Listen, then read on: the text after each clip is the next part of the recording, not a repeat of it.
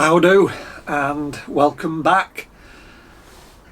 This is it. This is my Brewdog inspired beer, and it's the first time I've brewed with ground coffee, 100 grams of ground coffee, and it's also the first time I've used a pressure barrel instead of bottles, and I'm really enjoying the beer that comes out of the pressure barrel. It's just like from a pub, the cask ale. I should have used one ages ago, but for this type of beer, like your bitters, brown ales, I think it will be perfect. So I think come autumn I might get another couple of them, and always have about 2 or 3 different beers, a stout, bitter, and have them in pressure barrels, because obviously one of the things about pressure barrels that always worried me is I've got nowhere to keep them cold, but it's always cold in my garage, so, well, during the autumn and winter, so I thought, well, I can just have them out in the garage. So I'm just tidying up some space on this side, and I'll have them all lined up. So yeah, I'm really enjoying the beer from the pressure barrel. Nice creamy head. It does need topping up a little bit more with some CO2. When I first tried to pour, I had only about this much beer, and everything was just this really thick, foamy head. Beautiful. I've got a bit better now, so, but it is a bit small, and needs another CO2 bulb, I think. A shot of CO2 just to keep the pressure up. But anyway, that's it. So this is it. This is my Brewdog inspired beer. It was made with 2 kilograms of dry malt, and I also used a tin, 1.5 kilogram, I think it were, of oat malt extract from Muntons, and to that I added 20 grams of Magnum hops and 100 grams of freshly ground, it was Brazilian Santos coffee, and we've ended up with a really nice, well, it looks brown, it looks like a brown ale, but you hold it up to the light and you can definitely see it's more of a red ale actually. It's got a nice red, deep red tinge to it, but just in the normal shade or room light it looks like a really nice brown ale. And it smells like coffee and like a roasty malt, but I'm not picking up much any hop. But then again, I didn't use aroma hops, it was just bittering hops, and then right at the end of the boil, I think it was at the end of the boil, I let steep in 100 grams of the coffee. Well, I think I started with 50, and then I changed my mind and I added another 50 in as well. Okay, let's have a taste.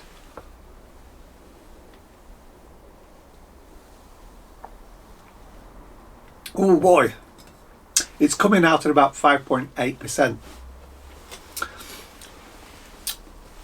That is a lot of flavour. It's very rich and luscious.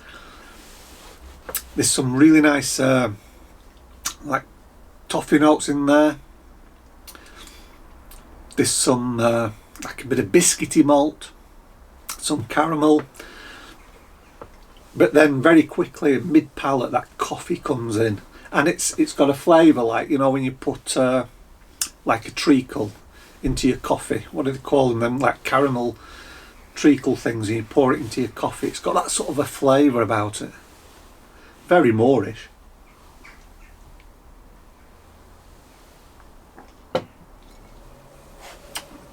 Oh, that is nice. And then it finishes actually very dry. Very dry. Maybe that's got something to do with the coffee as well. and like a little bit of pepperiness as well, some herbaliness maybe from the hop. But it's not overly bitter. Mind you, it was only 20 grams of Magnum. I forgot what the alpha acid was, but it was only 20 grams I used just for bittering, so it's not like this overpowering bitterness at the back end. It's just a subtle one. The star player of this beer is the coffee, and that mixture of the coffee, and I used a medium or amber malt extract, which is giving it that nice sort of toffee flavour and a little bit of roastiness. That is a really nice beer. I'm not so sure, I've forgotten if I actually used some grains. I don't think I did. I think it was just extract. I might have done though. I'm actually going to start to write things down. I've got this, well, I found it in the house, a little notebook, and I forgot why I bought it. But obviously it couldn't have been that important whenever I wanted to write, because it's empty. So what I'm going to do is I'm going to start writing down these recipes, and well, I've got them actually on the computer. I should have looked on Beersmith. I use Beersmith software. I should have looked before I turned the camera on, but there you go. Not to worry. But yeah, what a beautiful pint. And look at the lacing from that head, from the pressure barrel.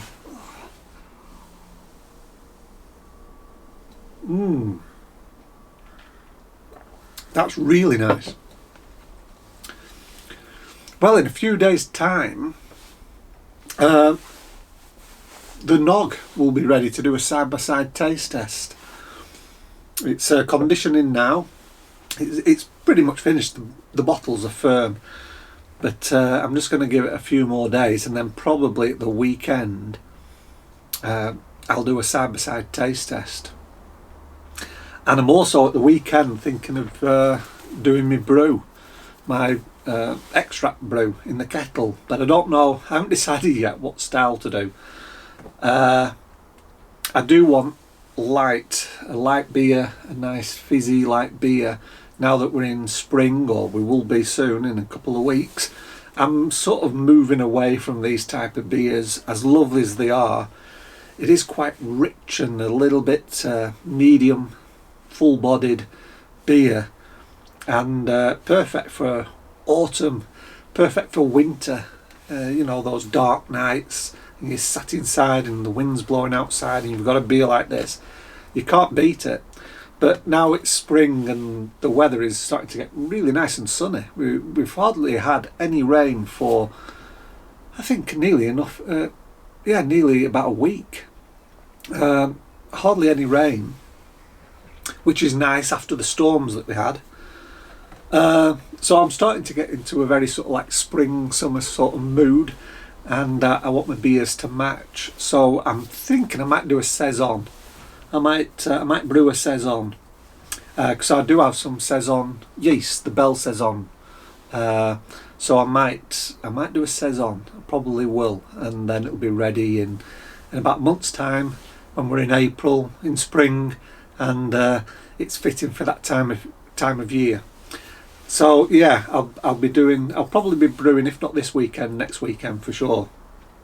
But this weekend I think I should have up, or early next week, my side-by-side taste test of the homebrew Nog versus the commercial Nog. And if you remember, the Nog is from Woodford's Brewery, and it's like a really nice porter, a little bit sweet. There's some caramel notes in there, but it had this lovely roasted, almost charred taste at the back. So it'll be interesting to see if they've been able to match that. So that'll be at the weekend or early next week when I get the video up. I do have actually 2 other brews on, again ready for spring and summer. I've got an interesting beer actually. It's someone on YouTube that I watch. It's called Tube Dinos. He's from New Zealand, and he only brews like 10 litre, 12 litre batches, which is what I want to start doing. And he did just a very, very quick beer, but when he did a taste test, he said it tasted pretty good. And he just got one tin of Cooper's lager, just the normal lager, not the one that comes with lager yeast. And basically he just made that up to 12 litres, so there's no extra fermentables, it's just the tin. And on day 7 he dried hopped with 3 New Zealand hop varieties. One was Nelson, and I forgot the other 2. One began with an M, one began with an R. It's spelt funny. I can't pronounce them. But when I do a taste test of it, I'll look it up and I'll tell you what they were. So yeah, it was literally just a tin of Cooper's lager, just made up to 12 litres, pitched the yeast, and then it's fermenting now. So I should be dry hopping that next week, and you dry hop it for 3 days. So on day 7 dry hop, day 10 bottle, and we know the score from there.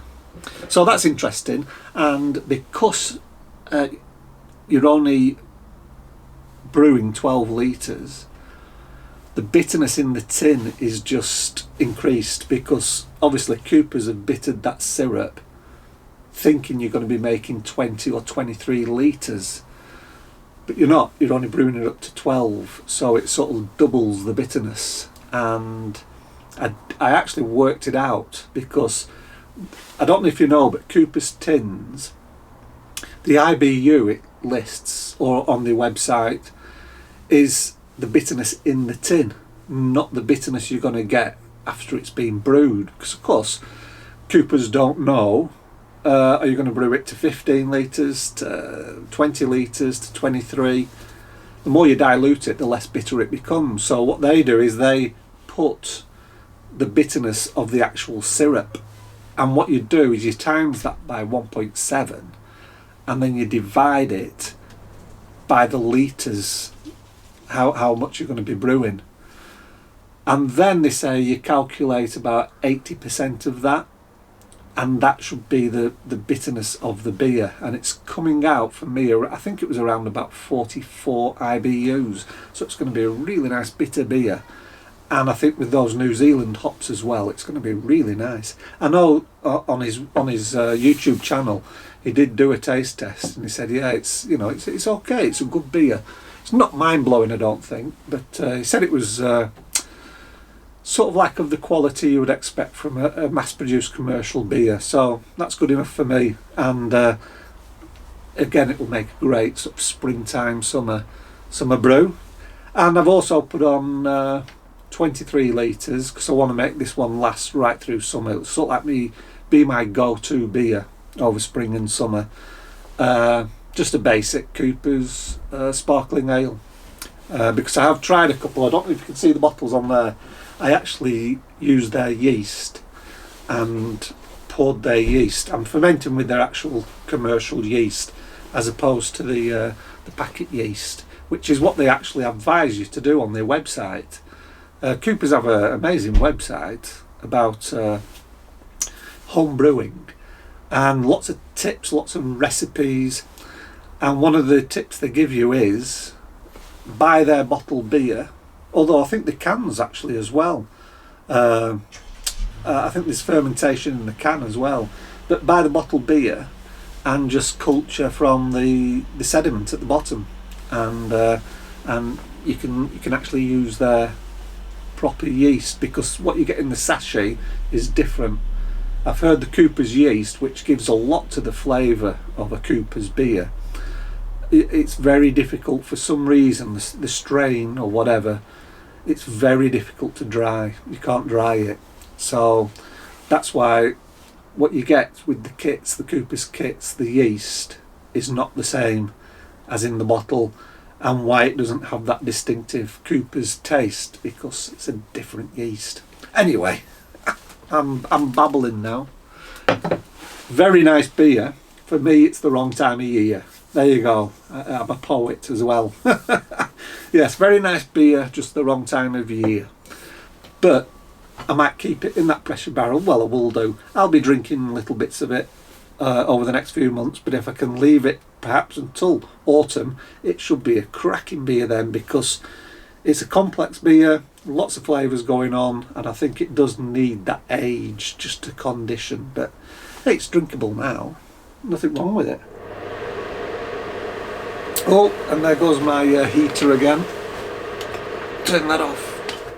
There. Yeah, this side of the garage I keep nice and warm because I'm usually sat here. That side of the garage where I want to put the pressure barrels can get quite cold. So I'm going to clean out some space this afternoon, and I'm thinking I might get myself some more pressure barrels ready for autumn. Have them lined up like in a pub. Right, anyway, that's all I've got to say today. Very nice beer. Would I make it again? I don't know. It's not exactly to my style, you know, what I like to taste, but it is a pleasant beer, and I'll enjoy drinking the rest, but I'll be spacing it out, I think. Okay, thanks very much for watching. It's been a pleasure, and as always, I'll see you again in the next video. Bye bye for now.